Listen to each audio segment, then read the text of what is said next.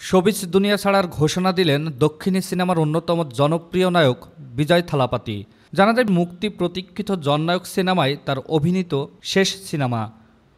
ভারতীয় সংবাদ মাধ্যম পিঙ্ক ভিলার প্রতিবেদন থেকে জানা যায়, জননায়ক বিজয়ের ৬৯তম সিনেমা।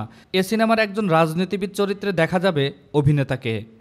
রাজনীতি নির্ভর এই সিনেমায় অভিনয় করতে গিয়ে বিজয়ের মনে হয়েছে মানুষের জন্য তার কাজ করা উচিত। সে ভাবনা থেকে দেরি না করে বিজয় ঘোষণা দেন মুক্তি প্রতীক্ষিত জননায়কই তার অভিনীত শেষ সিনেমা।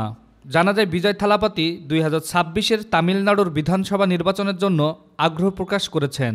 এ লক্ষ্যে তার ২০০ কর্মীকে নিয়ে গঠন করেছেন একটি রাজনৈতিক দল। অভিনয় ছাড়ার পর সেখানেই পুরো মনোযোগ দিতে চান বিজয়। থালাপাতি বিজয় ভারতের সর্বোচ্চ পারিশ্রমিকপ্রাপ্ত অভিনেতাদের মধ্যে একজন। তিনি ৭বার ফোর্বস ইন্ডিয়ান সেলিব্রিটি ১০০ তালিকায় স্থান পেয়েছেন।